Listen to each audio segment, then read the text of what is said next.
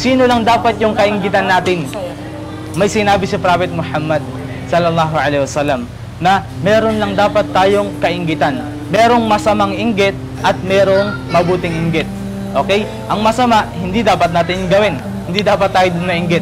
Pero merong mabuti. Paano yun?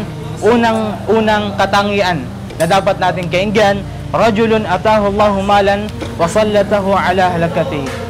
Isang tao, sinabi ni Prophet Muhammad sallallahu alaihi wasallam, isang tao na binigyan siya ng kakayahan, kayamanan, at yung kakayahan niya na yun, ginugugol niya sa Islam.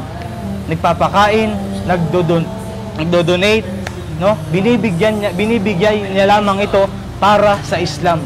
Hindi niya ginagastos para lamang sa makamundong bagay. Ito yung dapat mong kainggitan, na dapat meron kang pangarap na sana ganon din ako at ibabahagi ko sa ibang tao kung anong kayamanan ang meron ako.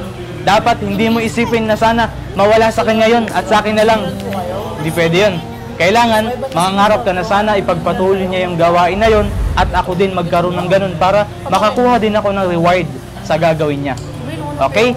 Ikalawa, nakatangian na sinabi ni Prophet Muhammad sallallahu alaihi wasallam, rajulun atahu Allahu hikma fahuwa yaqdi biha fayuallimuhu. Sinabi ni Prophet Muhammad sallallahu alaihi wasallam, ang binigyan ni Allah subhanahu wa ta'ala ng hikma, kaalaman, at itong kaalaman na ito ay kanyang ibinabahagi. No? Binabahagi, sinishare na sa mga taong nasa gilid sa kanya. No? Kaya dapat hindi natin dapat ito kainggitan. O ito yung kainggitan dapat natin na hindi natin naalisin sa kanya yun. Si Jamil, Masya Allah, ang ganda ng boses niya. Ganun dapat tayo. Sana maging maganda rin yung boses ko.